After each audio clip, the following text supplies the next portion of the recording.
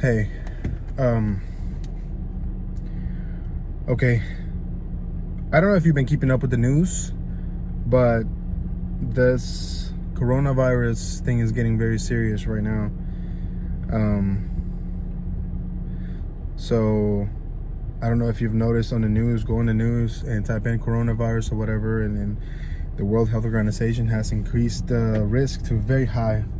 And I see all these cities going to this huge state of emergency and high state of alert and stuff like that, and everyone's starting to panic, right? So what you need to do is you need to be prepared, and I'm gonna share with you the things that I guess are the most essential in a situation like this.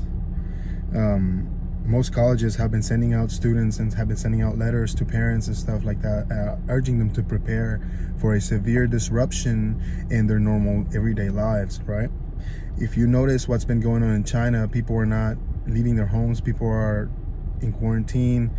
They have what they put, if you have the coronavirus and you live in China and they know that you have it, they give you an option to go to a quarantine center or to stay at your house. But if you stay at your house, they put a paper tape outside your door. So a paper tape outside your door so you don't go out, right? You stay at your house within a certain period of time, and I don't know how long that period of time is. But if you go outside and you break that seal, you're breaking the agreement of quarantine, and they can take you to the quarantine centers.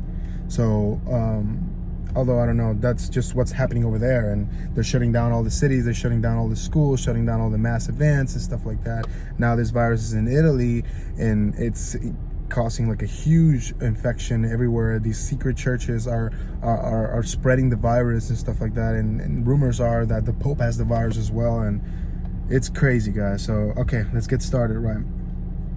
So this is actually a letter that I read from the Dartmouth College Safety and Security that they have passed along to their members and passed along to people in case of emergencies like this.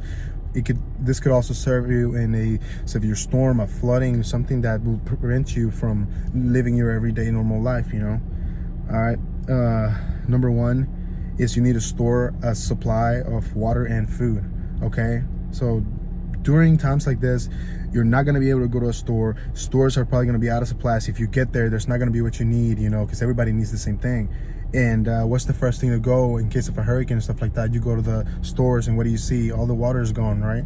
So make sure you have water in your house. You can get bottled water, gallons of water, whatever, something to keep you. Experts say it's usually 1 to 2 gallons per person a day in a household. So you can ration your water or whatever, but that's what they suggest. And you got to get ready for everything. For example,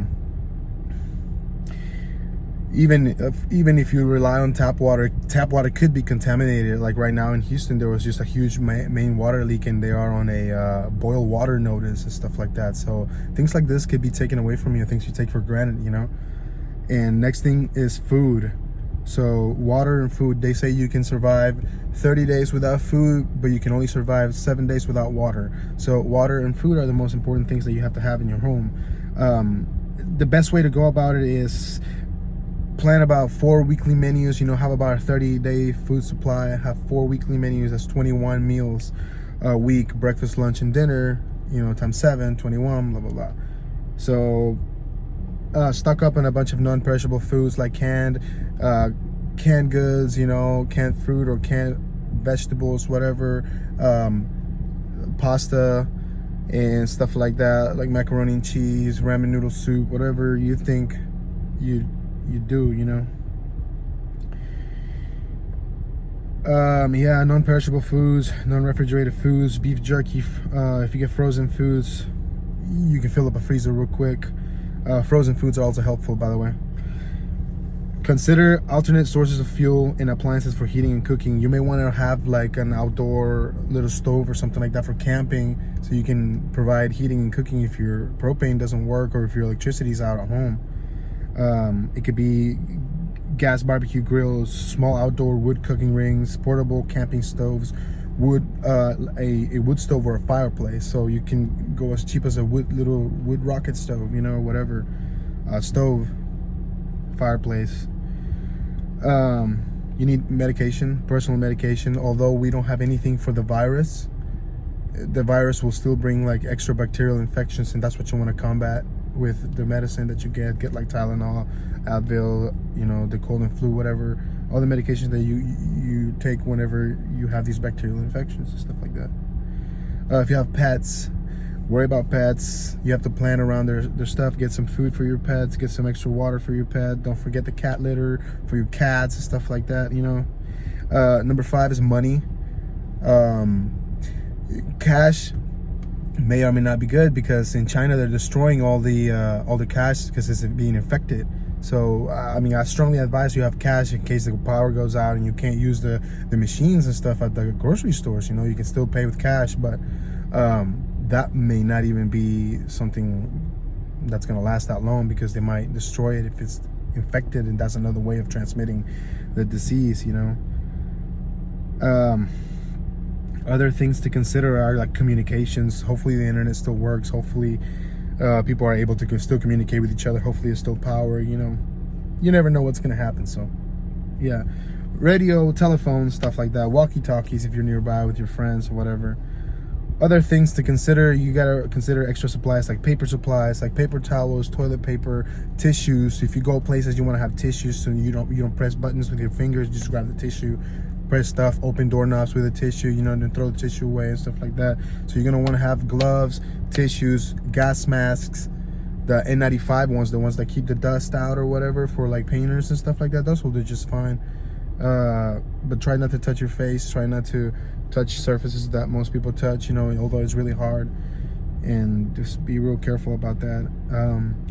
Home infection control too. If somebody in your house gets it, you know, you're gonna want to corner them off somewhere and put plastic sheets. I don't know if you watched Dexter before, but Dexter up the room, do like a big plastic bag, and then, hey, that's your quarantine room. You better, no, come on, give me infected.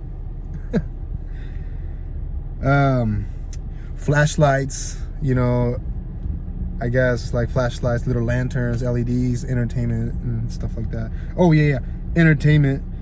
If you're gonna be locked up and cooped up at your house, you're gonna want something to do. So make sure you have a lot of games, make sure you have a lot of books, make sure you have a lot of things that'll keep you occupied and stuff like that, because it's gonna get real boring real quick. Don't eat your snacks real fast, time it, and I guess take your time. Hopefully you get to see this video. Please share this video with somebody who needs to see this and they need to prepare.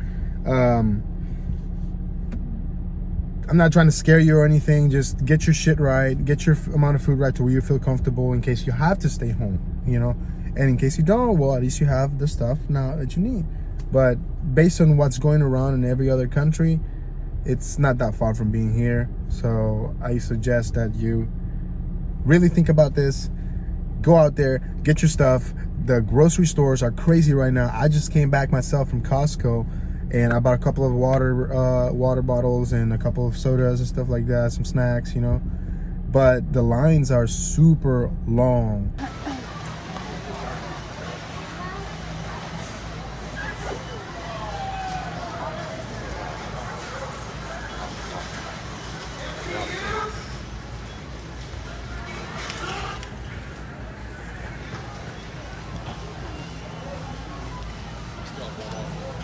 It wraps around the store. People are upset. People are scrambling for water and stuff like that.